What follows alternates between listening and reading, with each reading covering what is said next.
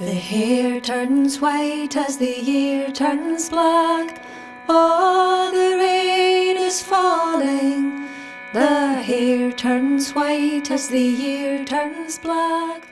Oh, the dark is rising. So here we are. This is Thomas A. Clarke's work, The Hidden Place. Very large screen print. Much larger than I've ever seen it, actually, because I've never seen it in an exhibit, an exhibition space. I've only ever seen it on a screen. It actually started its life as an even larger wall drawing in the Ingleby Gallery, but this screen print was produced after the fact. But I think you're already quite familiar with it? Yeah, no, I've seen it online. It was my friend Jackie Morris, who's a visual artist that I've collaborated with, and I think she posted about Thomas A. Clarke's work on Instagram maybe 3 or 4 years ago, and it was this image of the ones that she'd posted that made me go, wait a minute, what is this? Because I understand he's primarily a poet, and I love the fact that this is kind of part poetry, part visual art, part crossword puzzle. So I'm now familiar with Thomas Clarke's work and I totally love it.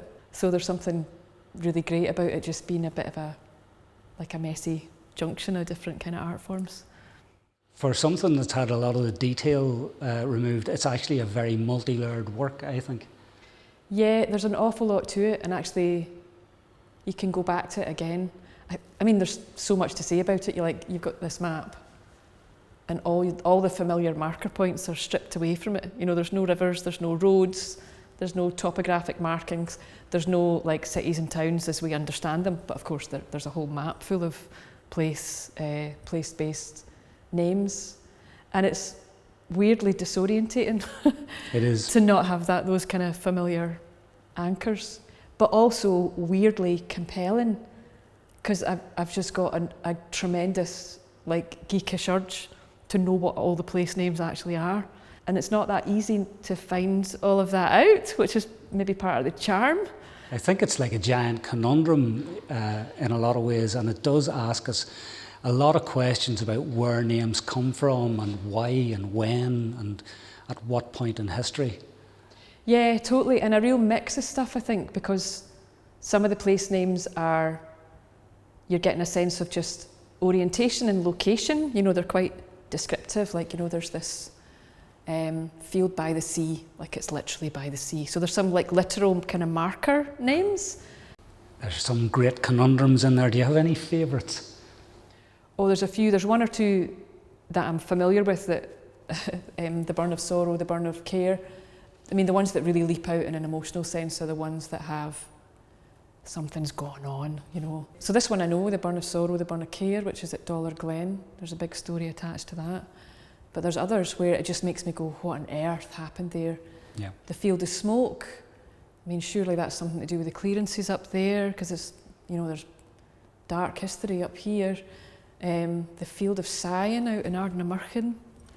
Again, that's a heavy name.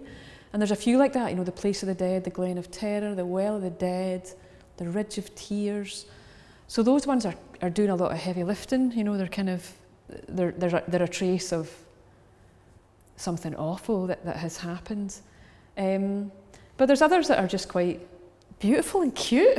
Absolutely. I really love this. It's one of the ones I managed to work out what it was, I think, because there was a wee bit of notes attached. Little Pool in the Woods is Pollock Shields in Glasgow, which is not necessarily what you would think. In Pollock Shields now, and I guess in loads of places that have become urbanised, there's something quite beautiful to think on their origins being quite, small and dainty and beloved. It sounds like it's like the kind of name you would give to a child, Little Pool in the Woods.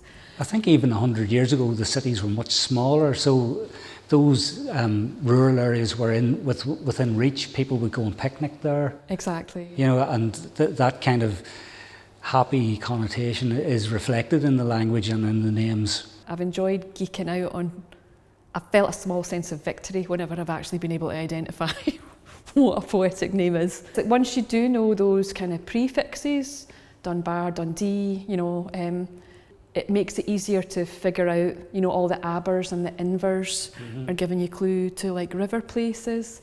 But I've enjoyed figuring out some of the ones that were less familiar to me because they're kind of drawn from Gaelic, and there's a lot of fields.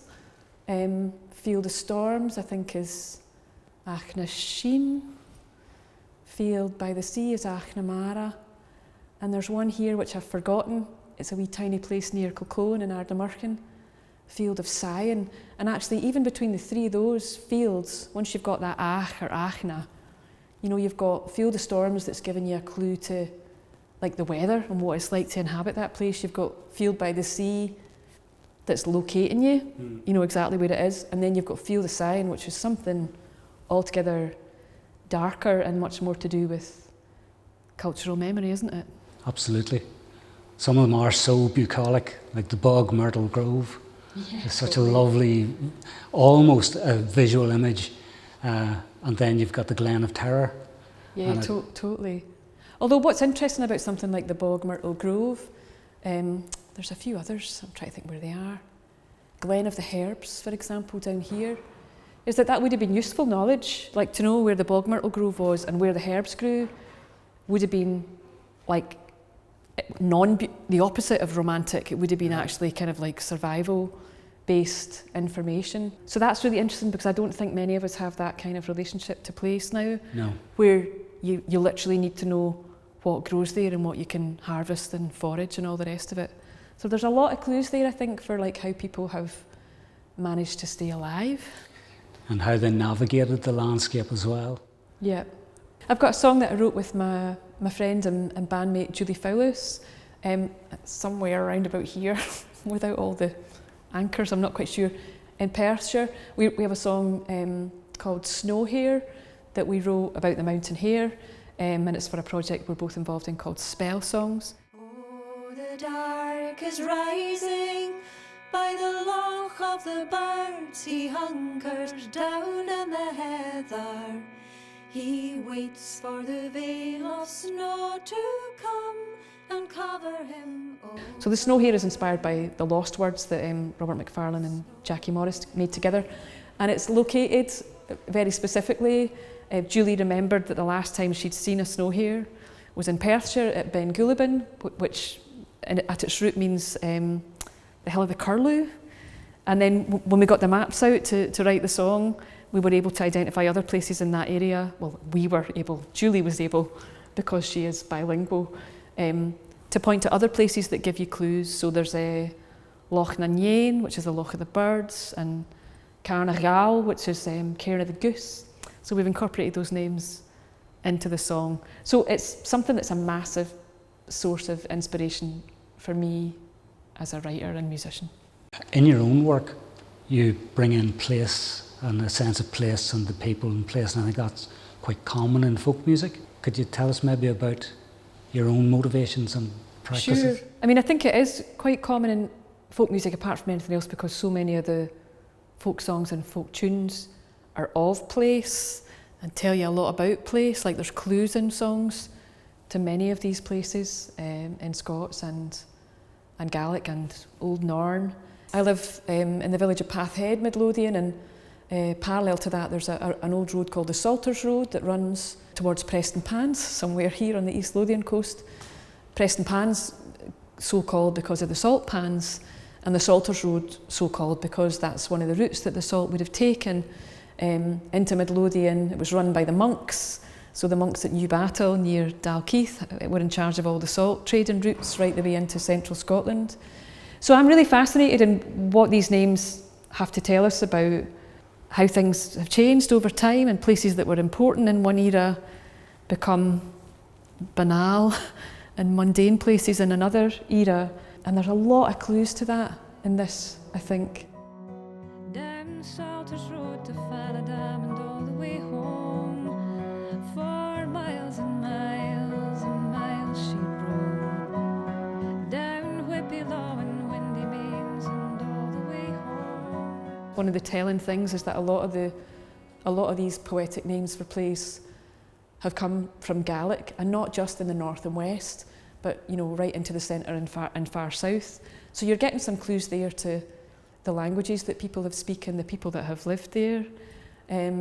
But there's also traces of Norn and Norse languages, and Scots, and Old Brythonic. The Island of the Dove is Iona. Recently worked that into a song that I've written with Julie Fowlis, and she was able to say that actually that's how it's known, and Gaelic is Isle of the Dove. So we have it in English in the song, but it's a nod to that place. I love the fact that the north of Lewis there's a place called House of Song, for a place that is so rich with traditional song. There's something quite beautiful about that, and also something that tells you a lot about what matters to people, because there's place names here that tell you about work.